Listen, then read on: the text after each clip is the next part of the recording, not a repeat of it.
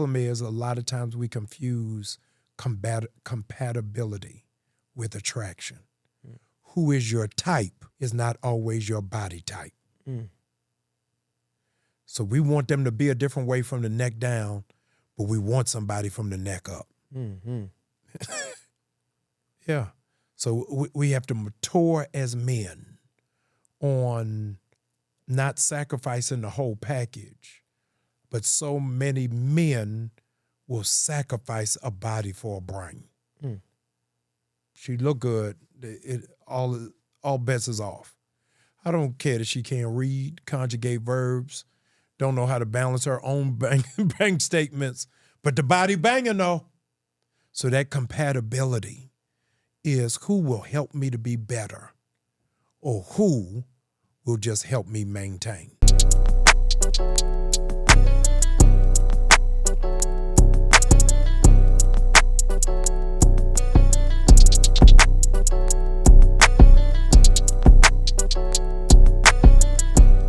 Yo, what's poppin', everybody? First and foremost, I want to say thank you to all my new and returning viewers of the J Hill podcast. But right now, this episode is sponsored by Tax Time Tony. Listen, it's officially tax season, and I know you ain't filed your taxes. Come on, what you waiting on? You waiting on Uncle Sam to run up in your pockets and take everything you worked hard for?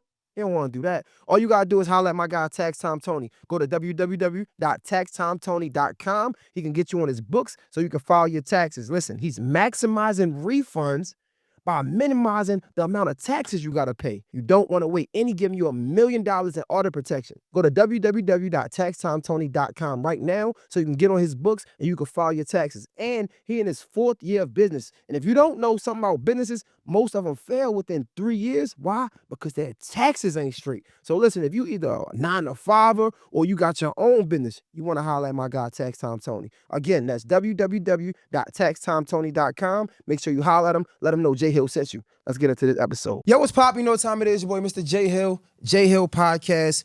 Shout out to all my new and returning subscribers of the J Hill Podcast. Make sure if you're not subscribed, you subscribe now to the J Hill Podcast and send it to somebody. Tell them your boy J Hill is grown. We just hit 100,000 subscribers on YouTube. Shout out to the gang for following us. Shout out to y'all for staying with the journey. But right now, we have a special guest in the building. Y'all know if you've been following me for this long, how much I love having conversations with people from Baltimore. Oh, yes.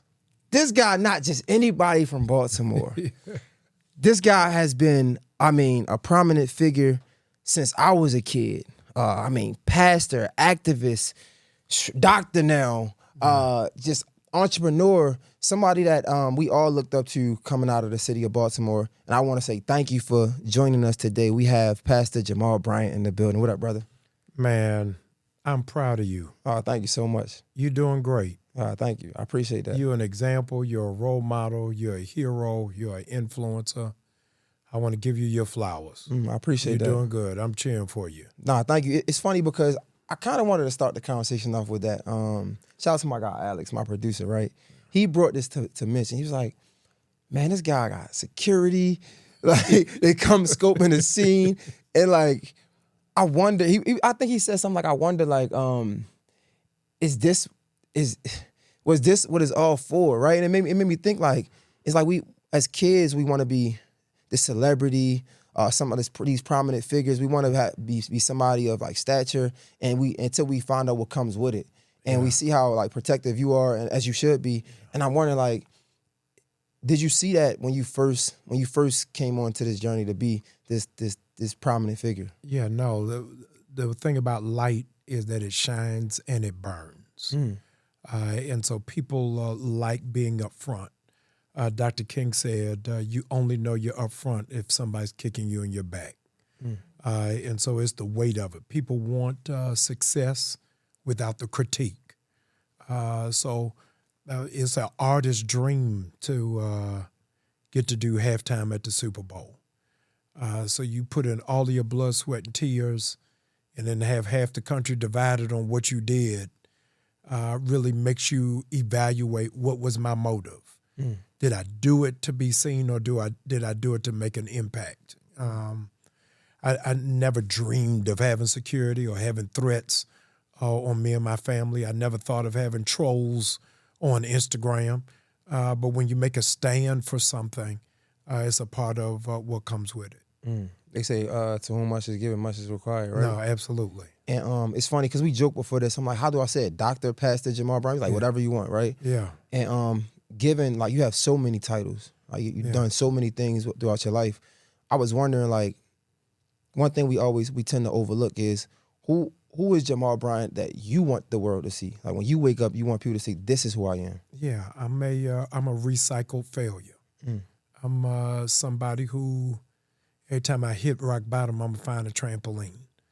That every time I go through something, it's evident that God brought me out of it. So I'm from Baltimore. I went to City, but I got kicked out in the 11th grade. I came down here for a summer program, and the director of the program drove me to get my GED. So I'm the first person at Morehouse ever let in with a GED. And so it's God's way of keeping me humble to know it ain't about Jamal, it's about a greater power that's behind me. So I'm just grateful to be Exhibit A of what God's favor looks like. Does it ever get hard to... Every day. Every day. Rick Ross, every day I'm hustling.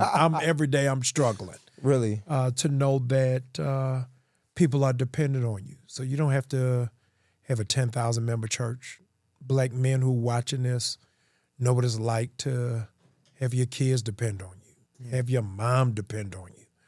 And so everybody carries a different level of weight of what's required. You deal with the weight of how many people going to watch this, how many people going to share this, how many people going to subscribe to this. And all of that comes with it. And having to navigate stress and anxiety and worry.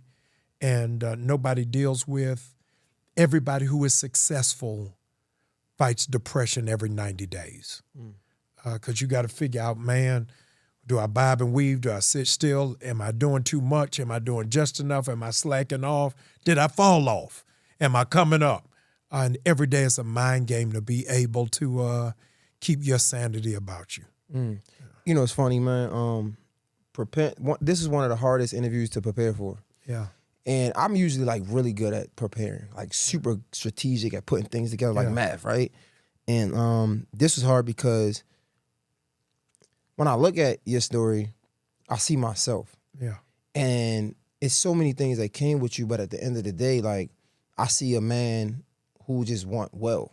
Yeah. Right? And when I was going to ask, not even about does it get hard to be an entrepreneur, be in the spotlight, but does it get hard chasing this journey of success in the aspect of we know why we here on earth and our purpose to get back to the kingdom of heaven, right? Yeah. But a lot of times I was talking to an artist named Levasi, and she mentioned about making an idol of success. Yeah. And I'm like, does that get hard? Because we chasing so many things here in a physical life that sometimes we can get distracted of our sole purpose on earth. Yeah. Comparison is the thief of joy. So you're never able to enjoy the moment when you're looking at somebody else. So you just hit 100,000 subscribers to somebody with 10,000. That's amazing. But if you leave up out of the studio, look at how many Shannon Sharp got. Like, man, I ain't doing nothing. Yeah. Yeah, so you got to get other people out of your mind and figure out what is the path journey God has me on. To know that 100,000 subscribers is more than most activists. That's significant. But you'll never be able to do it if I'm comparing myself to Shannon Sharp and the Cam Newton and the Breakfast Club. Like, Lord, what am I doing wrong? Do I need a co-host? Do I need to add a woman on the set? Do I need leather chairs instead of velvet chairs? So all of that plays in your mind, and you got to stay focused. The number one obstacle to success is ourselves. I came in the studio today. Wasn't no MAGA people outside protesting you. Ain't no white supremacists burning across down the street. What obstructs our success is our lack of focus and our decisions. We go back over and think about the stuff that we messed up on. We had an option, and we chose the wrong thing. So every day, you got to choose. Bishop Dale Bronner says, every day you get up, make up your bed, because that'll say whether you'll make up your mind. If you leave the bed a mess, then the rest of the day you're going to be scrambling. Right. Another writer said, you always know what somebody's life looks like based off of what the back of their car looks like. So if you got Chick-fil-A napkins in the back and an old water bottle and not putting it together, order is the path road to excellence. But even like that, how you say stay focused and things like that. But I feel like somebody who's chasing both, I'm not gonna lie, like this, like I said, this conversation was it was conflicting for me because I'm somebody who's a man that should have his mind made up, right? Men don't teeter, you know what I'm saying? Men, they say men, like, we know what we want. You know what I'm trying to say? He's not confused. But I feel like at this time in my life is like a lot of confusion. And when you say like staying focused, I ain't gonna lie to you, man. I think it's like the more I know about God, is like the more I seek. And it's like, again, we seeking this success, right? When you like comparison is the thief of joy, but like I feel like we shouldn't even be, part of me feel like that shouldn't be the focus at all. Like we should, it's like so much of our focus on this earth is earthly things. And as the more I go to church, it's like, that shouldn't be my focus. I feel like almost guilty the more successful I get. I'm like, because the more successful I get, the less I'm talking to God, the less I'm reading my word. You know what I'm trying to say? So when you say focus, I'm like, I mean, it seems like we focus on the wrong things though. Yeah. You have to be focused on what is my desire over God's will. Yeah, I mean, so we pull up things that God ain't in. God ain't tell you you're supposed to have 1 million subscribers.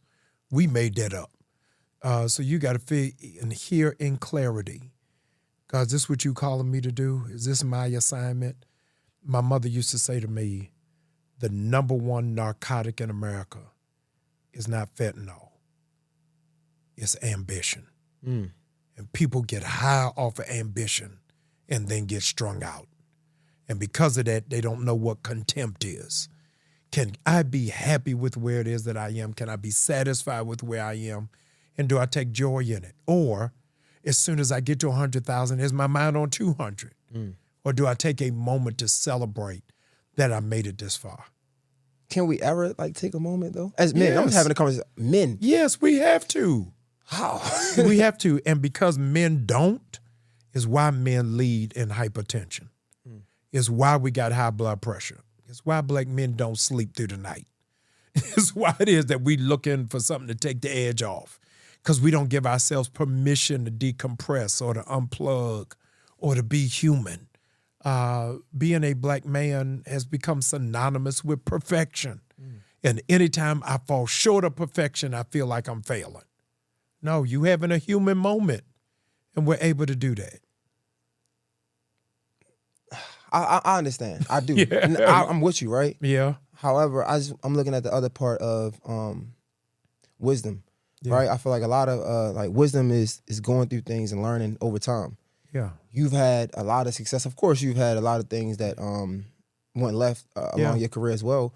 But you're older than I am, right? So it was a time where you had to learn this. Yeah. However, you was afforded the space to be successful to learn this. Yeah. Who know if you would be Pastor Jamal Bryant if you learned this 10 years ago, right? Who know if you would be as successful? So I always look at it like it's easy for somebody that's sitting high on the throne to be like, man, you got to get your rest. And you ain't getting no rest. Yeah.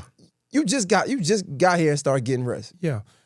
Wisdom is applied knowledge. Right. So wisdom, knowledge is knowing that tomatoes are a fruit. Wisdom is knowing I don't put tomatoes in fruit salad. So your wisdom comes out of how do I apply the knowledge that I have?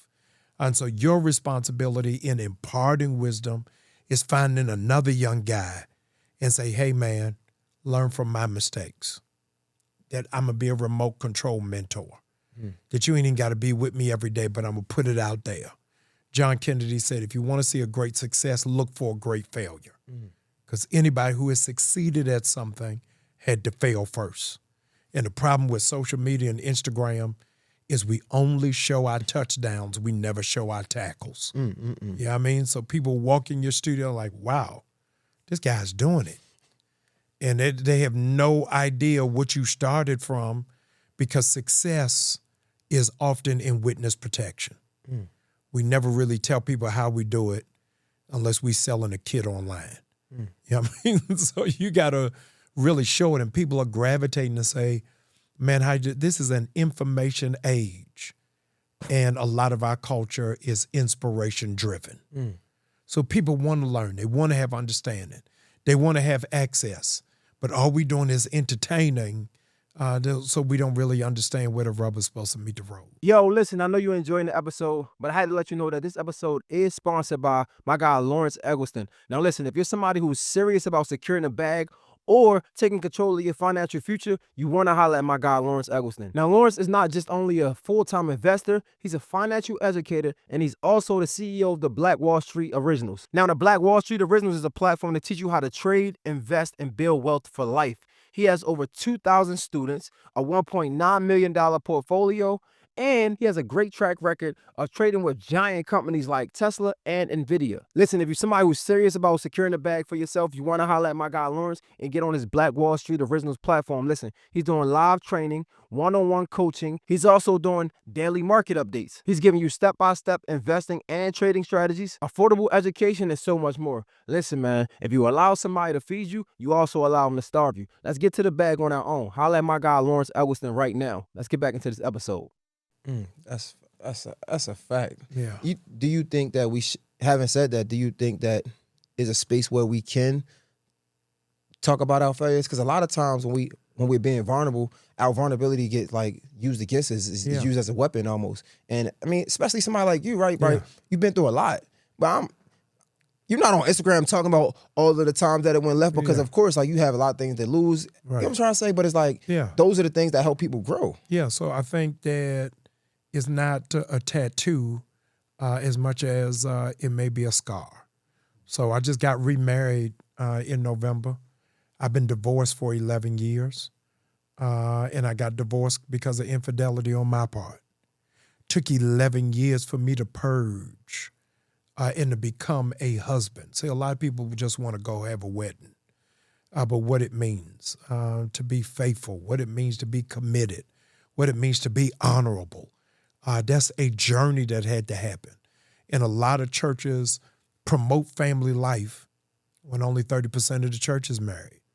So what is family supposed to look like? And so the dynamics of family is not always the Cosby Shows. A lot of time it's good times. And so we got to redefine what is family and how do we process that. Man, bro. Right.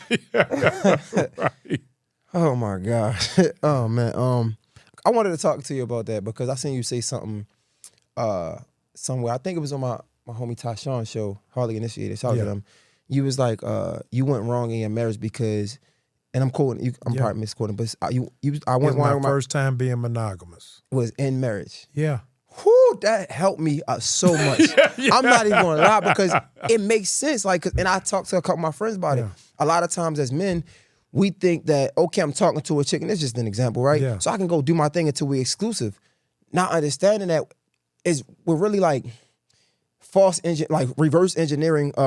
We don't have the reputation we don't have the reps that we need. Right? I was good in football because I practice a lot. Even with the interviews, I'm good at it because I practice a lot. I failed a lot. But a lot of times we think, okay, it's time to be faithful when I get into a relationship. Yeah. You got to practice that before you get there. Yeah, no, you have to. And we have to look at what it is that we value, because I didn't have a scapegoat or an excuse. My parents were married 55 years with no infidelity. My grandparents on both sides were married over 60 years. So I was raised with examples, but I didn't think it was cool.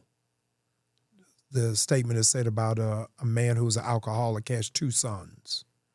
One son becomes an alcoholic because that's all he saw.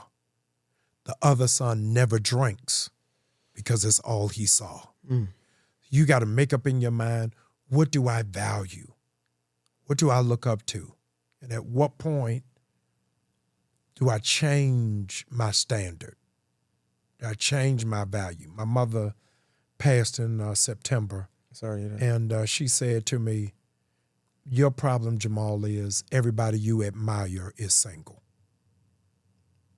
Because everybody you admire is single, you have emulated their lifestyle.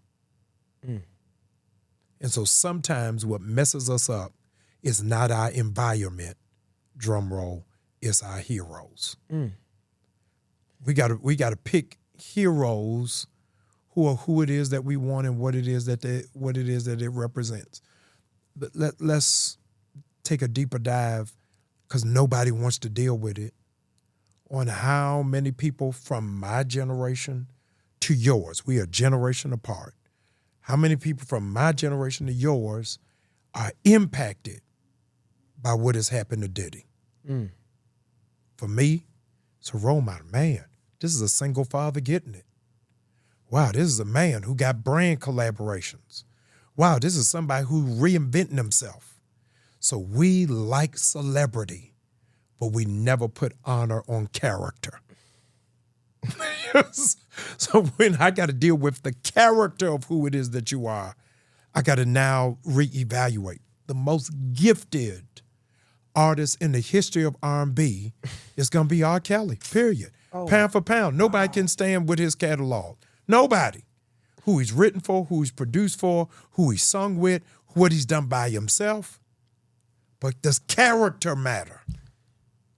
It's not, I believe I can fly, I believe I can crawl. You know what I mean? So you got to pick yourself up to say, does character matter, or has all of my focus been on just being gifted? It's more important of who you are when you get off the stage. You know what I mean? You text me and be like, hey, man, I need you to be on the show. One Baltimore dude to another. Month goes by, 2 months go by. Hey, bro, your office ain't reaching out to me. What is happening? You know what I'm saying? I'm like, hey, man, let me deal with it. I gave you my word. So forget what has happened with the staff. Forget what is the protocol. From one Baltimore guy to another, I gave you my word I'm going to do it. I have 4 other interviews today.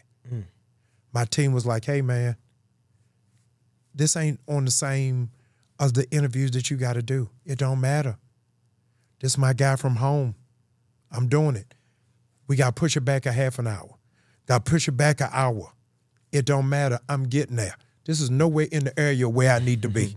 Thank you, brother. No. I'm getting you to the point that even if you never broadcasted, hey, y'all, today Jamal Bryant was supposed to be here. His staff pushed me off. They put me through a vetting. They changed 3 times. And then at the last minute, a major network called, so he canceled on me. You may have never said it in a mic, but you would have said it in your heart. And when you saw me, you would have thought a different way, like, oh, man, forget it. They'd be like, oh, man, did you see Pastor Bryant clip? Yeah, that's great. But in the back of your mind, you're like, dog canceled me. Dog played me. Because your character has got to matter. So it's not what you're doing on the camera that counts the most. It's what happens when the lights get pulled out. Bro, I agree 100%. From generation to generation, where do you think it got conflicted or it went out the window? Character. Yeah. Is it the social media? Is it the money? No, character has always been out the window. Social media has made it known. Man, Diddy ain't make up freak offs. Child molestation didn't start with R. Kelly. The light is now on. You know what I'm saying? Malcolm X said the chickens are coming home to roost. And so I think that now you got to live above board because you don't know who recording. You don't know who taping. So stuff that was suppressed for years, forget Ebony or Essence or Hollywood Unlocked. Secrets that our families kept. You know what I'm saying? Till Uncle Tommy died. You know what I mean? Now it's just out here. You know, it's funny. Yo, it's funny because I've been fighting this fight. And a lot of times I get confronted with the fight of just like throwing it past. So for example, I had a conversation with hip hop historian Wayno, right? Yeah. And we were talking about the Diddy situation, and I brought up like R. Kelly as well. And I was like, it's so frustrating as somebody who's reaching for higher level of success to see our idols fall to like just bad characters. Just it is what it is, right? Yeah. And I guess the argument is like, well, we shouldn't be looking at them as anything outside of good musicians. And I'm like, that's not fair to say, because as kids, these were the people that we looked up to. Yes. So when I get as an adult and I'm like, bro, I know right from wrong, and I see R. Kelly, one of the best R&B musicians in the world, in the history, is a child molester. Yeah. Of course I feel a way about that, right? I'm like, how could you? Right. But we hear people say, man, they're just artists. We shouldn't hold them of a high regard anyway. Yeah. I'm like, nah, because that does something to the kids that looked up to him. Yeah. Yeah. A star means you shine in the dark. When you become the darkness, you are no longer a star. And so you've got to be able to measure out what it is that I look up to and what it is that I admire and what it is that I focus on. And that's so critical. You find the best in people, but you learn from the worst in people. I remember when I was a teenager, I had my first job in Baltimore. I was bussing tables at a restaurant. I came home, I'm complaining to my mother how I hate my manager. I want to kill this dude. He's terrible. And my mother said to me, you only learn how to be a good boss by working for a bad one. So under a bad boss, you learn what not to do. And I think that's the critical point that every person has got to get to. That's true. Let's go back to the infidelity piece. Yeah. I'm somebody that, I don't want to say went through it, that did it. Yeah. Right? So like I'm going through a situation with my ex-wife. Yeah. And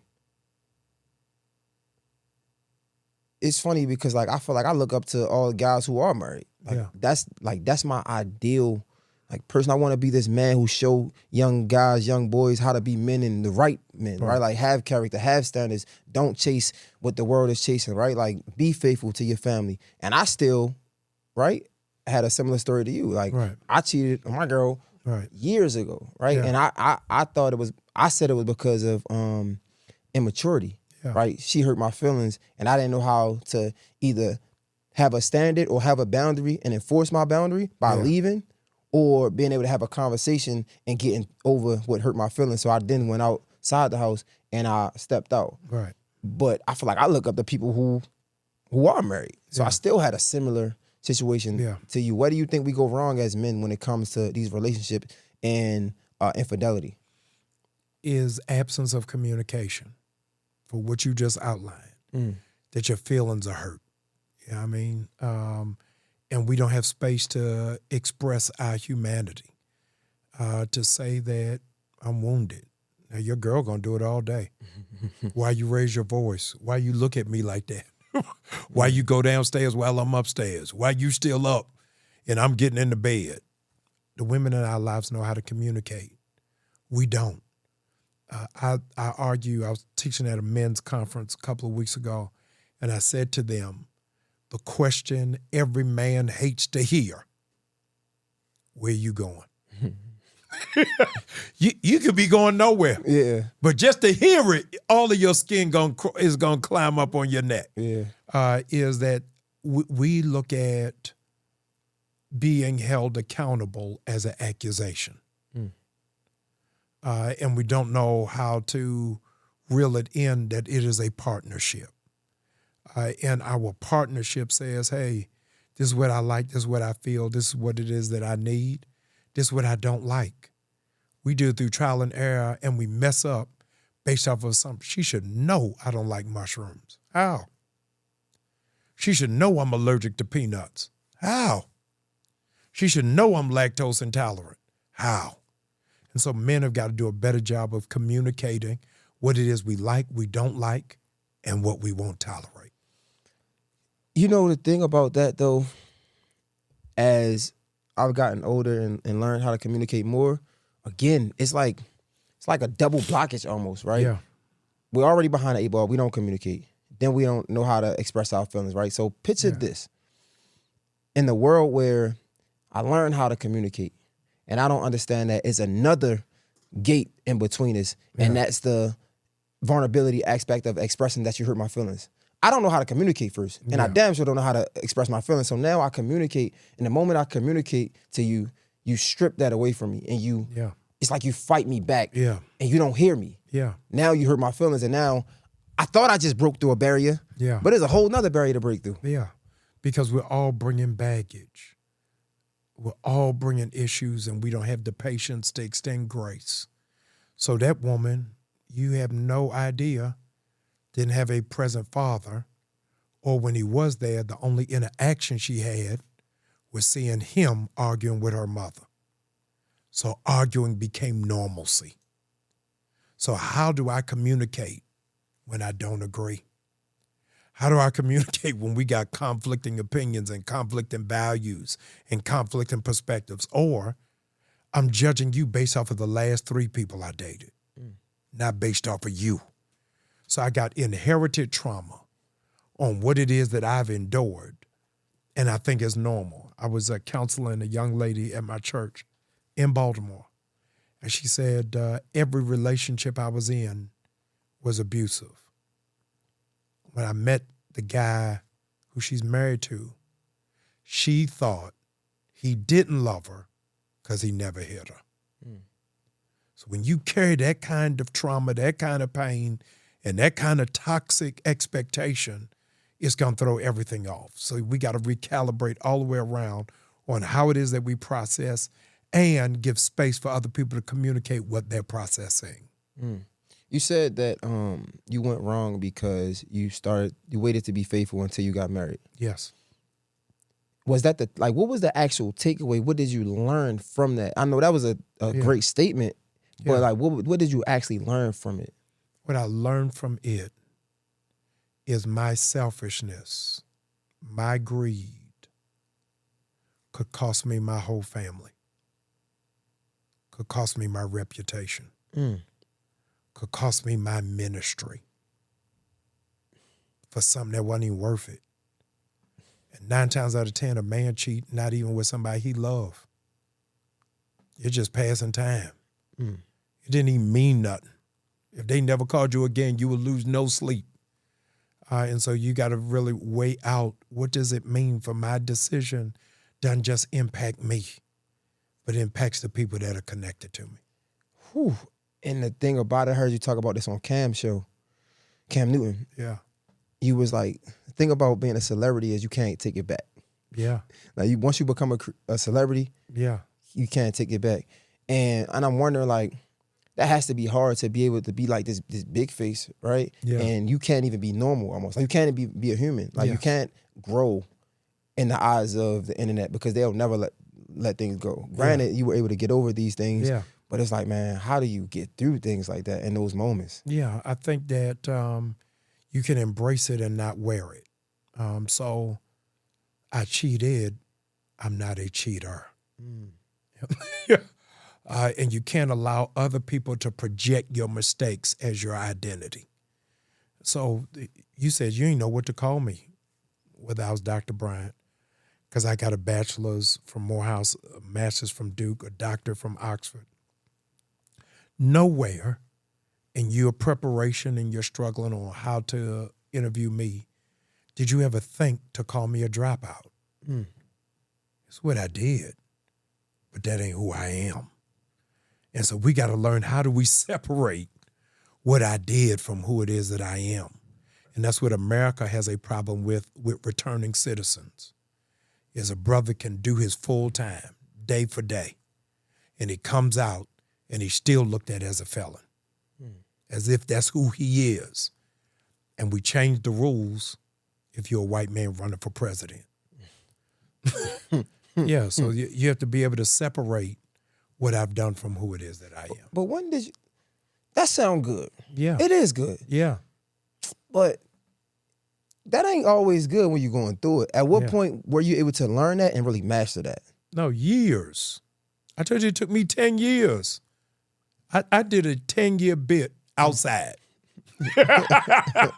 with no parole officer, no ankle bracelet, and never peeing in a cup.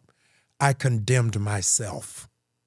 And because I condemned myself, I had to free myself. And everybody has to get to that point in your life.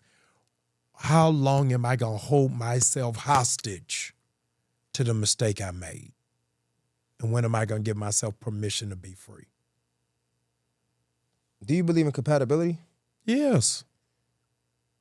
I ask that because I still think is another aspect of this of like sometimes what they say it could be the right person with the wrong time. Yeah. And like I feel like a lot of us are out here just chasing the blind with what people we shouldn't even be with. Yeah. The problem is, I'm going to say it, and this may be the end of the show. You may throw the mic down and say, all right, Pastor, let me walk you out of here. No, I ain't going to do that. The problem is a lot of times we confuse compatibility with attraction. Who is your type? Gentlemen, if y'all listening, write this down. A lot of us are slowed down because who is your type is not always your body type. So we want them to be a different way from the neck down, but we want somebody from the neck up. Mm-hmm. Yeah. So we have to mature as men on not sacrificing the whole package, but so many men will sacrifice a body for a brain. She look good. All bets is off. I don't care that she can't read, conjugate verbs, don't know how to balance her own bank statements, but the body banging though. So that compatibility is who will help me to be better or who will just help me maintain. And any woman that comes into your life who you're compatible with has got to be able to make you be better. Or to say, hey, you got 100,000. 60% of that 100,000 who's watching your podcast, I'm doing this, I don't have no demographics on your show. 60% are women, right? A woman will come down into the studio and say, if 60% of your viewing audience is women, why you only got pictures of men up? Where do they see themselves? Where do they identify? And how you now meeting the mandate of your base. One of your guys is just going to come in like I did. Man, these pictures is great. Where can I get this in my man cave? Right. A woman is going to give you a different kind of perspective that two men won't necessarily see. But I feel like a lot of times we see that, and again, we run with it, not understanding it is more than just that. Yeah. Right? Like, I don't want to get, like, even in my situation, I think, like, I had great times, but we also had some really bad times. Yes. But how do you know what's compatibility? How do we know what's really equally yoked or not? Yes, is that, I know y'all are all for K-Dot. Drake said, I'm not here for a long time, I'm here for a good time. Is that, does the bad time mean I can't see it through the rough times? We all want a trip to Disney World, Six Flags, and King's Dominion. And whenever you've gone, a ride has been broke. But you didn't say, I ain't going back to King's Dominion no more because the bumper car was broke. You found what else worked. We still getting on them flights, too. Knock on wood, we still getting on them flights. It's crazy right now. Yeah, so I think that you got to figure out, dig in and build with somebody who is worth the bad times. It's crazy because, like, I be saying that, and just again, because I want to get into the church aspect of it. You said like a majority of the church will push the marriage agenda when it's only 30% of the church that's married themselves. Right. And I think that was what happened with me. I got into a new church, right, and like we have like groups. Back home, I'm not used to this. First of all, like Atlanta's crazy. It's different. Oh yeah. Back home, my church is like 40 people, 50 people, maybe. Like, like in Atlanta, it's a different world, brother. It's different. So we got groups, and like my group, a lot of successful black men, all married. Yeah. Right? Yeah. And I'm gonna be honest with you, I'm gonna be very vulnerable with you. Like, and I remember the moment I'm like, I want to be better in the eyes of God. Yeah. Right? And drinking might be hard for me. Not cursing might be a challenge for me. But I do have a woman that I love. And yeah, we have our ups and downs. Yeah. But we ain't breaking up. So me getting married could bring me closer to God than I already am. Yeah. It was kind of like a false pressure from the church. Not saying it was real, but you almost felt it. Right. And it was like, I felt like I prematurely did something because, again, of what I felt like I should do in the eyes of the church and in the eyes of God. Yeah, it's no different than a woman thinking a baby gonna save the relationship. is that you can't do it to get to God. You already got to bring him with you. And so finding that defining moment that churches really give a full breast that says, women, submit yourselves to the man. Nobody goes to that next verse. As he is submitted to God. And so she's not supposed to have to make you a disciple or discipline in your prayer life. You got to already have that as you are not just becoming a husband or the boyfriend or the man of the house. You're becoming the priest of the house. And becoming the priest of the house means I pastor this joint. So y'all pray based off of how my prayer life is. Y'all read the word based off of what my study life is. And I think it sees itself replicated. But that gets so conflicting, though, right? I'm wondering, like, you're a pastor. You've been for a very long time now, but you're still human. Yeah. Was it ever sometimes where you find yourself in compromising positions where you knew this is what you should do, but you really didn't understand? Yes. Yes. Let me say this to you.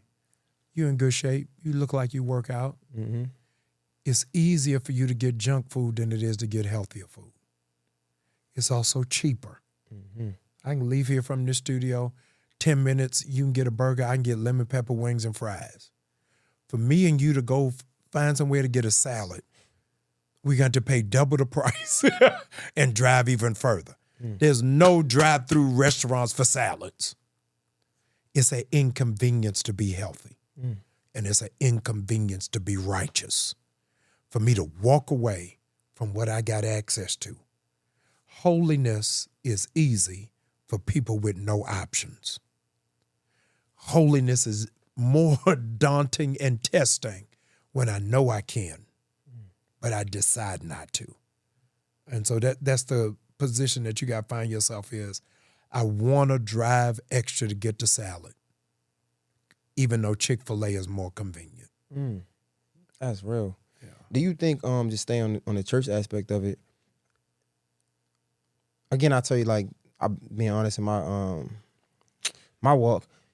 Again, I feel like the more I know, the more questions I have, and I feel like that's not right. I feel like I shouldn't question God, but it's like before I was an adult, when I was a kid, I knew God existed. Like I knew it was real. Like I seen it, miracles, all of that, right? But as I get older, I'm like, man, I start to feel like religion really was created to separate us, because even in Christianity, it's like a lot of the Christians are the most judgmental. Yeah. Even in Christianity, it's like we're having this fight, this war within Christianity of which denomination is right.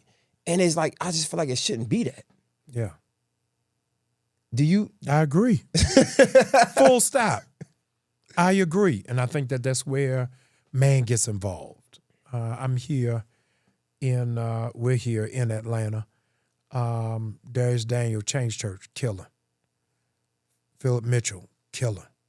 William Murphy, killing. Dale Bronner, killing. Creflo Dollar, killing. E. Dewey Smith, killing. All of us combined still haven't won every center in Atlanta. Still more Negroes who didn't go to church Sunday than did. So there's no reason for me to be in competition with them. It's my responsibility to get the loss at any cost. And that's what I'm trying to do. How do we get the loss when, I guess that's what I'm saying, because I'm trying to, I know, like, so what I know is we are here to get back to heaven, out home, right? But it's like when one church we talk about false prophets, right? Yeah. One church is saying this, another church is saying this, and then another religion is saying this, another religion is saying this. And it's like, man, I just want to make it to heaven. And I'm with you, but you'll never go in Neiman Marcus. You'll never go on Saks Fifth Avenue. And they tell you not to buy clothes from Shein. You'll never go on Macy's and there's a sign telling you not to go to Fashion Nova. Their quality speaks for itself. They are so focused on making Neiman's number one. They got no time to downplay number 10. Where the church messes up is that we don't perfect who it is that we are. We spend so much energy downplaying who everybody else is.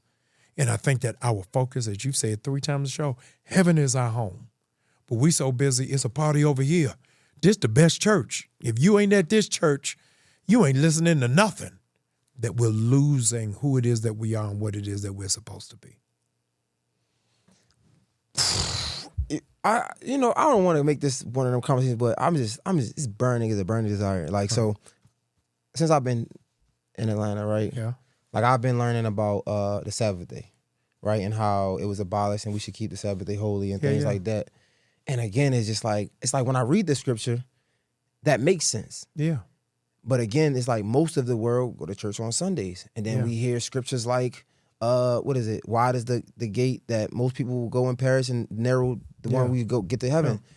And it's like, it makes sense, but again, like, you just never know. And I'm just wondering, like, from somebody, a pastor that teaches on Sunday, what are your opinions about all of the other, I guess, teachings of Christianity? Yeah, I think nobody is going to hell because they didn't do it on Saturday. I think something has happened in American culture that we have named a day of the week. You got me? Your relationship with your girl, imagine what space you all would be in if you only took her out on Sundays. You said to your girl, hey, Sunday's your day. I'm going to talk to you on Sunday. I'm going to pay attention to you on Sunday. Wherever you want to go on Sunday, I got you. I don't think she would like that. No! No, we have reduced God to a day. And I think it's so much further, so much larger, and so much wider than that. I also feel like people do make excuses, though, because the Bible is clear. The Bible says what the Bible says. And even when it comes to this conversation of, like, I hear more people today say, I'm more spiritual than religious. Yeah. And I feel like that's just an excuse not to follow what the word says. Yeah, religion is supposed to be discipline. And a lot of people don't like discipline. They like the entertainment value of church, not the structure of church. That's why church is jammed on Sunday and empty for Bible study. Yeah, people don't want to know the real regiment. That's why factions like Hebrew Israelites are growing, because they're giving instruction. They're giving order. They're giving discipline. And we give and turn to your neighbor. Give somebody a high five, but not really doing the teaching that's necessary that suggests what are we supposed to be as a Christian. I was going to ask you that. Even like, well, again, the new churches, it seems like we've been getting away from the word. And honestly, I'm human too, so y'all can judge me all you want, I don't care. I love the new aspect of, like, it's more so like motivational, right? Like, you go to churches, like, you can also hear, like, with something that's relatable to my life. I think that's great. However, if I'm thinking about, again, getting back to the kingdom of God and having eternal life, it's like we're getting further away from the word and more into motivational speech. It's like our pastors are more motivational speakers than actually followers of Christ and teachers of the Bible. I think what is happening is we are judging the whole profession on people who are popular. And that's not the case. So a lot of people watch Greenleaf and think all pastors living in a mansion. 80% of pastors are bivocational. They preach on Sunday and work in the mailroom Monday through Friday. Most pastors ain't in no Bentley, ain't in no Benz. They doing the best in a Yukon. And so I think that we've got to really readjust when we clump everybody into one, and we're not really focusing on the many. There are 3,000 churches in Metro Atlanta. Most people know the names of 10. Does that suggest the other 2,900 ain't doing the work? Yeah, they doing the work.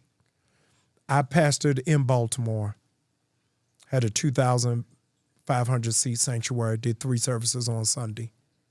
You went to a church of 40 people. That don't mean that I'm better than your pastor. That's where we bastardize success. We think success is always in the number, and the success is on the outcome.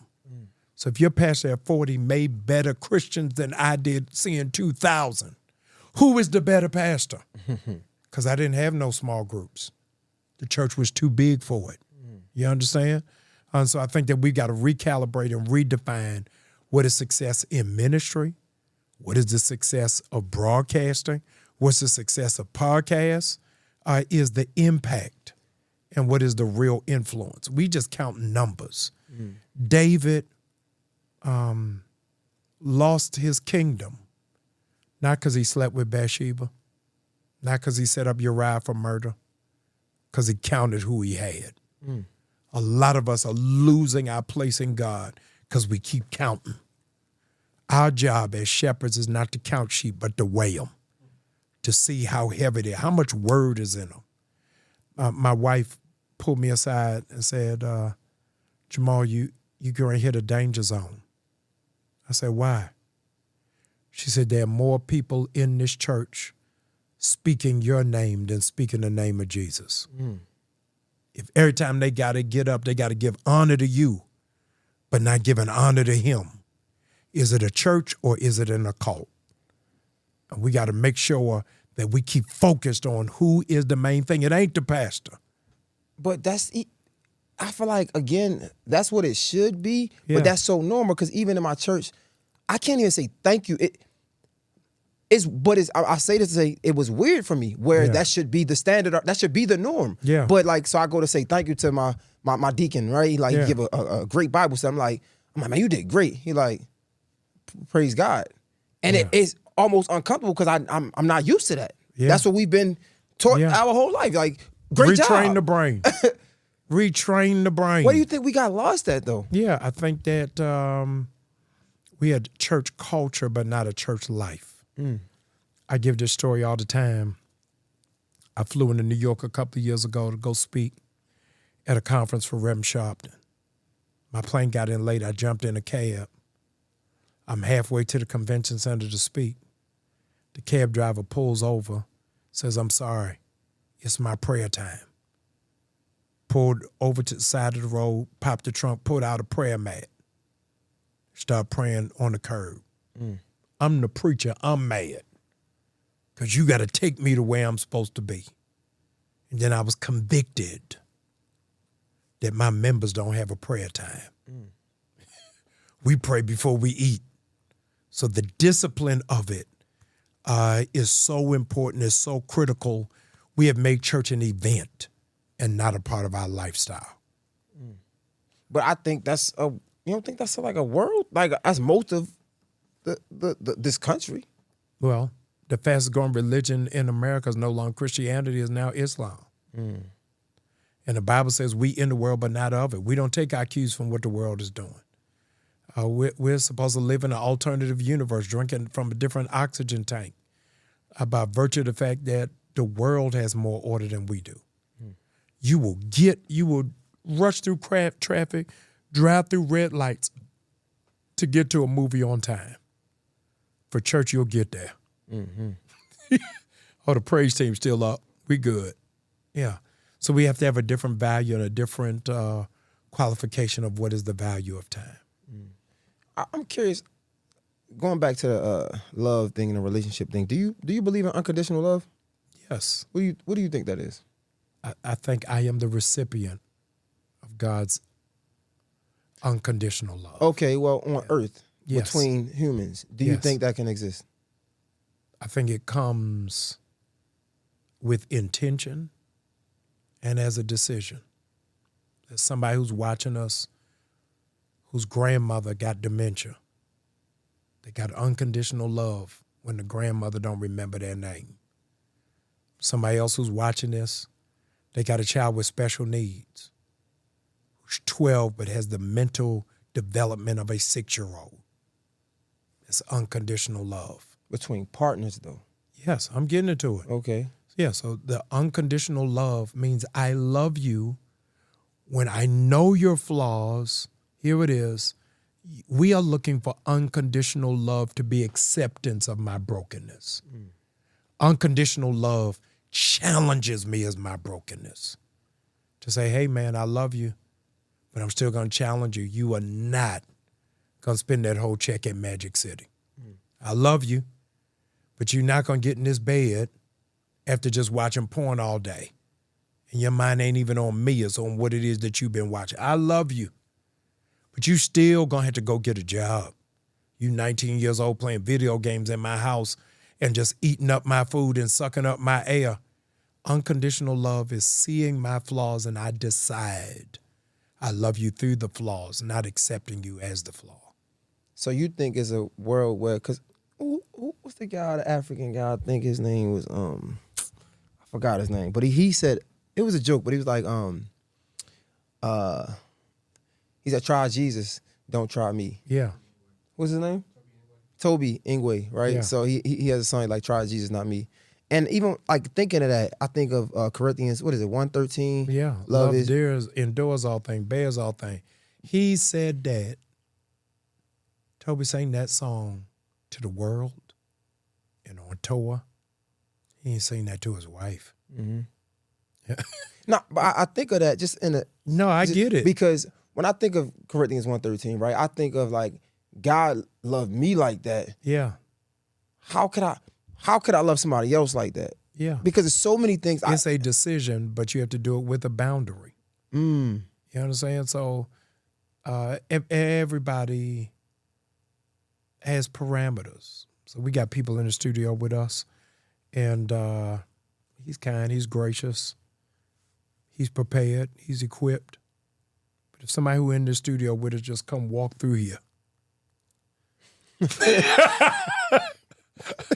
like, hey, I wanted to say something. I want to add something. You good? Yeah, now you love them.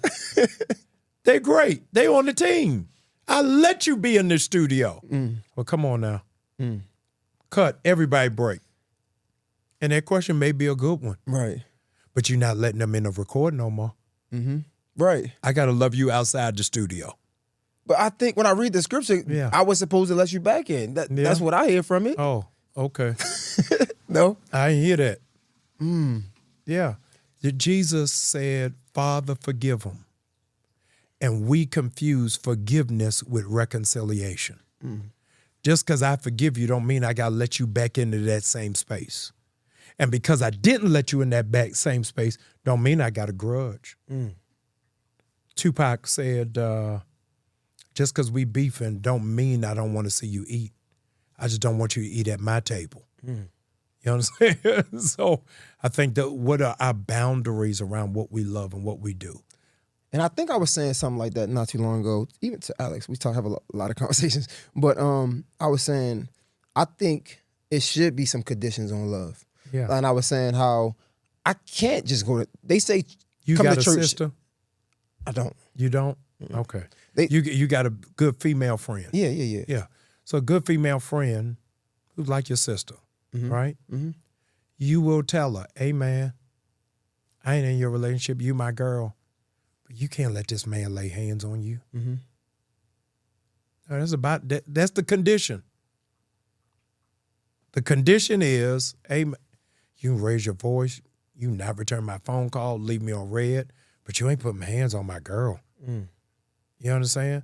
And I think that we've got to have what are those parameters Yeah, exactly. that we live in and what it is that we really hold up as a standard. Yeah, because I compared it to church. Like I can't come to God a certain way. It's an order in which I need to come to God when I pray. Yeah. Even though they say come as you are at the church, we know that it's an order in which I'm supposed to come to church, respectable how I look, right? So if God has conditions to how I approach Him, then you gonna have conditions of how you approach me. Yeah. That's how I look at it. Yeah. No, I agree.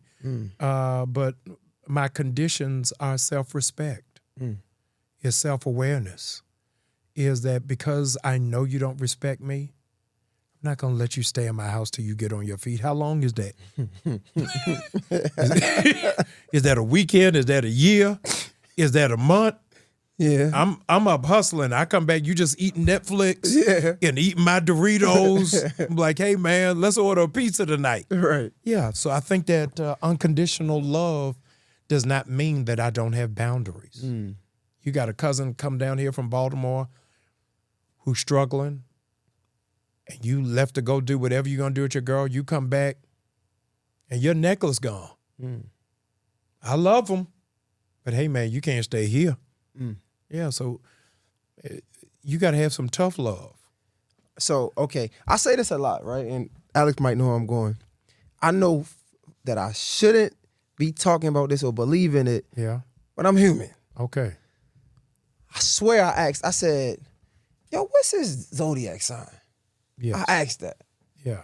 He's like, Gemini, like Taurus, cuz I'm like, bro, you give Gemini energy because like you're disruptive. Yeah. Like when I think of destructive, Yeah. again, you might not agree, but Donald Trump, Kanye West, like Kendrick Lamar. Yeah. All of these people that went against the norm, extreme against the norm, but were successful at it.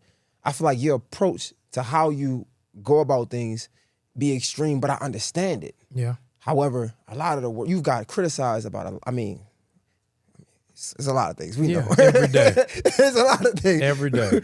You got criticized about so much about it. Yeah. I guess what keeps you motivated and driven to keep coming back, even though your ideas might be different than what most of the world see? Yeah. John Maxwell said, if you want to be liked, sell ice cream. The moment you have to have, one of my favorite books is The Courage to Be Disliked. You understand? Is that I'm not doing it for the affirmation. Again, I'm doing it for the impact. There's nobody great that everybody liked. Let's not even bring Jesus in it. When Dr. King was assassinated, it was his lowest popularity amongst black people. Whatever it is that you do that's going to be different, somebody going to have something to say about it. Miles Davis, one of the greatest trumpet players who ever lived, with sell out Carnegie Hall, Kennedy Center, jazz clubs in Paris and in London and Geneva, Switzerland. 5,000, 10,000, 15,000 people there. They would come and he would play the trumpet with his back to the crowd. His manager said, man, all these people came to see you and you ain't even facing them. He said, they didn't come to see me. They came to hear me. So if they can hear my trumpet, they shouldn't have to see my face. And I have learned to turn my back to the crowd. There's always going to be somebody who has something to say. My sister helped me with something. She said, never take criticism from people who did less than you. People who did more than you want to see you win. People that did less than you always want to stop you. But you're a pastor. Yeah. We got you in the highest of regard. Yeah. So you can't just go out I'm here. the pastor, I ain't the pope. So if you don't like my church, go to another church. It's 3,000 in Metro Atlanta. You ain't got to go to New Birth. Go to Dream Center. William Murphy is my guy. Go to Change Church. I love Darius Daniels, one of the best preachers on the planet. I'm telling you, one of the most sound wisdom teachers of the Gospels, Bishop Dale Bronner. Go to him. My aim is not for you to be attached to me, but to be connected to him. And if I am not the best river for you to come down to get to him, go get in another one. But it's easy to say that when you're successful. If you Come on, take man. away everybody Yes. at your church, Yeah. you saying the same message? Is the message still the same? Yeah, I'm saying to you, I came to New Birth to an empty church. Come on now. Yeah, the Bible says your sheep will know your voice. And those who I am called to have been drawn to me and drawn to the ministry that I carry. So it's a whole lot of people that live in Decatur who ain't messing with me. My job is, man, go to somebody's church. I don't want a pastor wearing sweatsuits. Okay, go get you a pastor wearing a robe, wearing a black suit, wearing a dashiki. There's some people who are saying, I don't want a preacher who deals with politics. Only deal with the gospel. That ain't me. So I think that's why you got so many churches, because there's so many choices. The reality is Baskin & Robbins has 31 flavors. Do you know what the number one selling flavor at Baskin Robbins is? You Vanilla? don't know? I don't know. Vanilla. With 30 different choices, most people pick plain. They don't want Rocky Road. They don't want pistachio. They don't want rum raisin. They don't want cherry jubilee. They want plain. And so most people are going to choose the plain option. I'm not plain. I'm a Sunday. Do you choose to be that way? It's who I am. And when I say when I look at you, bro, I swear for goodness, I be looking at my life and I'm like, I done made so many, I don't want to say bad decisions, but it just be like, it ain't have to be that hard. Yeah. And I'm thinking about you. Now when I'm thinking about it, I'm like, And you know, there's some things that was like, you ain't really had to say that. Or even when, think about we just talked about it, since the new church you come in, right? Yeah. When you came into it, all of the things that were surrounded that church. Yeah. Like, why? Why choose that? Why do that? I didn't choose it. I'm telling you, God put me there. I went there kicking and screaming. But I know that that's my assignment. See, we often look at God's choice for us is to be something that's perfect. If it's perfect, then the anointing on our life is unnecessary. We are anointed to make something better. We're anointed to improve something. We're anointed to change something. You cannot marry a perfect woman. You will not be necessary. You got to have something that I add to the table, something that makes this woman better, something that gives her a different kind of perspective, or else I'll feel like I'm not necessary. And so I was necessary for New Birth. I'm necessary for Atlanta, and I'm necessary for the culture as a disruptor. And so being necessary does not mean unanimous consent. There's some people that want me to go away. Wish I'd be silent. I will never win over the black people who was cheering for Donald Trump at the White House. They not fans of mine. It's okay. And I still love them. One day they're going to wake up and realize that Jamal Bryant was just trying to help them in love. Yeah. And I want to get into that, and especially with the DEI stuff and Target. But before we get there, because that was a perfect segue. But before we get there, talking about being a disruptor. Yeah. Have you embraced it yet? Yeah, I'm here. Because I feel like it's like I fake embrace it. Like, I know that's who I am. I know that's what I do. Man, but listen. sometimes I'll go in my room, I'll be like, man, I want an opportunity. I want to work with these brands. I want to do this. I want to do that. Yeah. Embrace it. When did you embrace it? Every day. When did you, when was the awakening moment like, okay, you know what? I embrace it. Because it ain't just come overnight. No. It is when I made difficult decisions, got pushed back, and I entertained should I have done it. But my core said you're doing the right thing. Yeah. And it's happened so many times in my life. I had to stand on business. To be like, hey, everybody ain't going to go with this. But history is reserved for the disruptors. How do you know that's aligned with God, though? Yeah, you got to ask him. God is a disruptor. Facts. Yeah, God is a disruptor. You understand? Yeah. For me, you and your producer to get out of Baltimore and come here. You can do a podcast in Baltimore. You can produce in Baltimore. The market was too small. He had to put us in a different place in order for our wings to fly. When I started Empowerment Temple in 2000, the population was 1.2 million.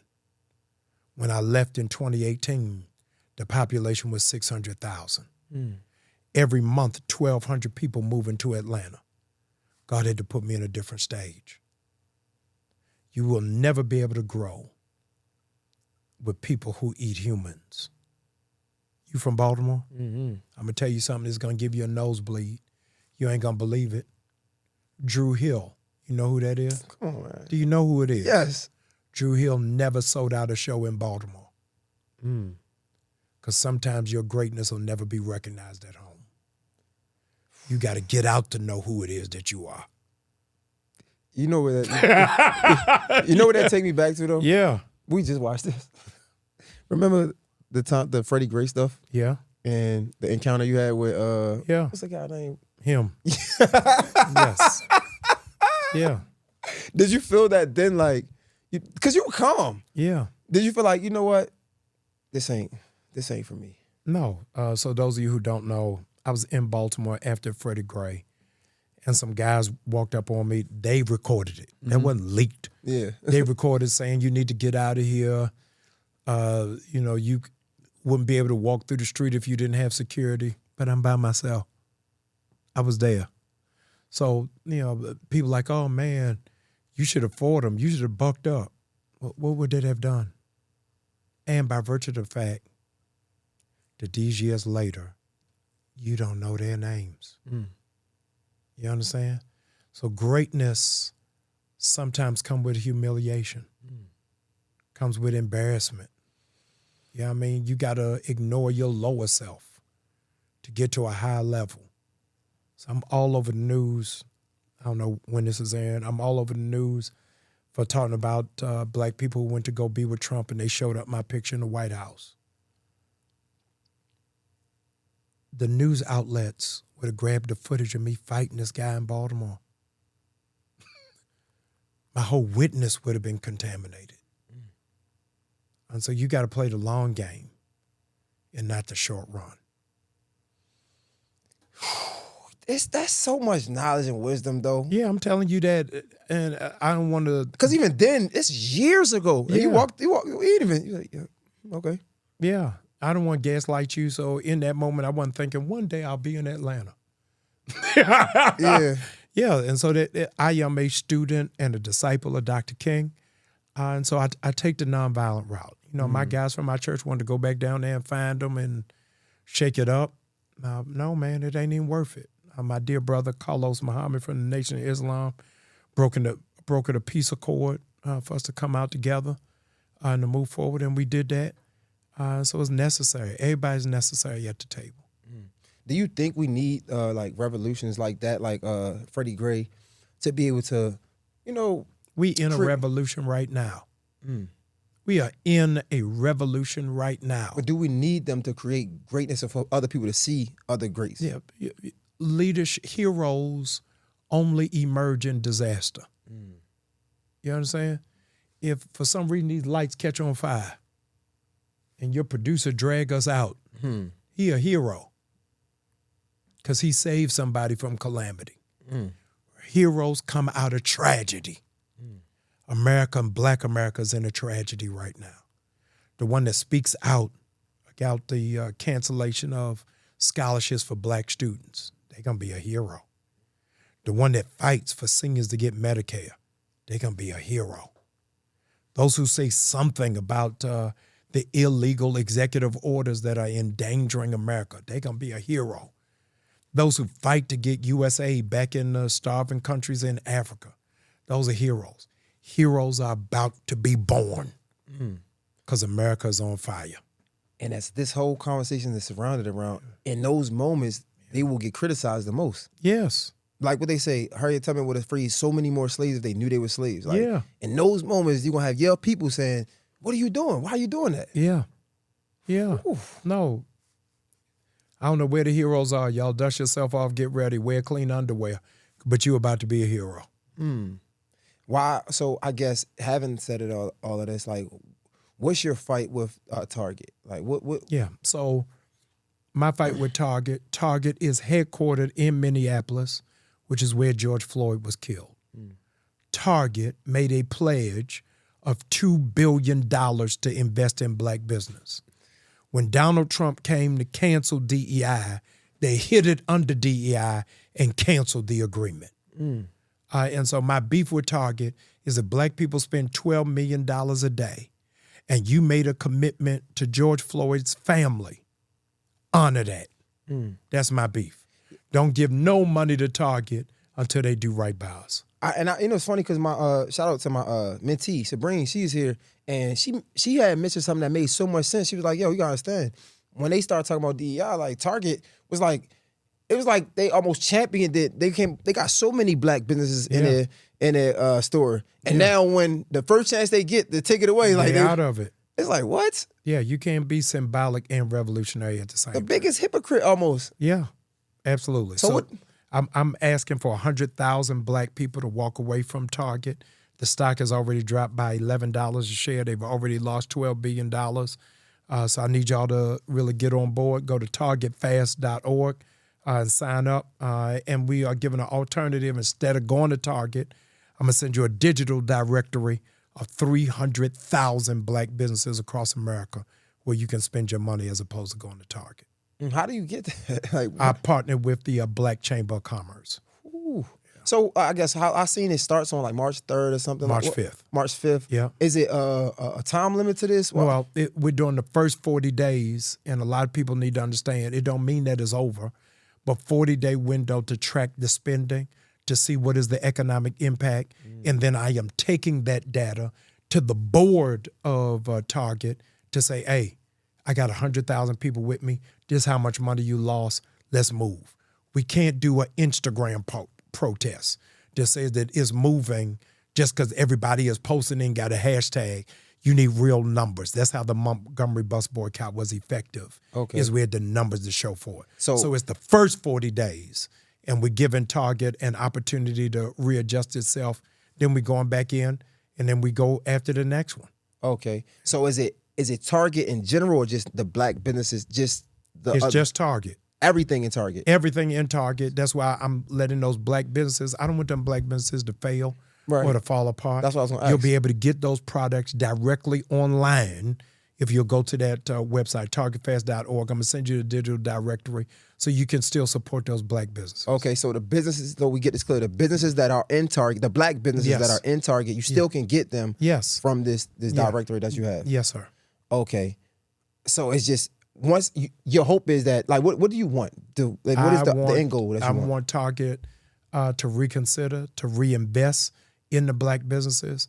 I want them to invest a portion of their money into black banks, and I want them to partner with 10 HBCUs so those who are business majors will know how to do the business of retail marketing. Yeah, what makes you, like, yeah, you're a pastor. Yeah, you got some clout. You feel me? You got some followers. But what makes you think you can do this? Just curious. I can't, but 100,000 black people can. By myself, I'm just outside with a megaphone.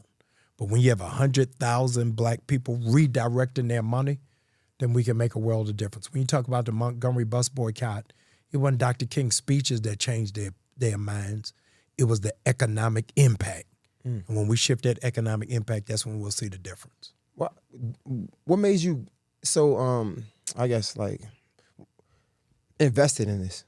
I'm invested when I saw how much money we spend, and embarrassingly, I don't know one black business that does $12 million a day.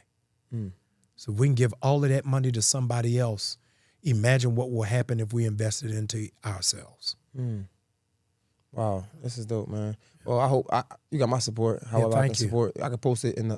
Please, targetfast.org, targetfast.org, targetfast.org. I need everybody to go sign, register, tell your mama, your cousins, and them, and send it around the way. Yeah, you know, there's gonna be some people out there like, man, it's convenient. It's right by my house, man. Yeah, there's no revolution that has ever had 100% participation. It's a 3% rule. If 3% of the population gets in the street, then the politics will change, the law will change. I appreciate you, brother, for coming. Thank you for having me. A busy day. Hopefully we can do this one day again soon. Next time we do it, you bring Chick-fil-A, I'm going to bring a salad. No, I'm going to bring a salad too. I'm going to get a Caesar salad or something. Like, no, we in it together. Thank you for having me. No problem, man. Dr. Jamal Bryant, Mr. J Hill Podcast, another amazing episode. It's a wrap. We out.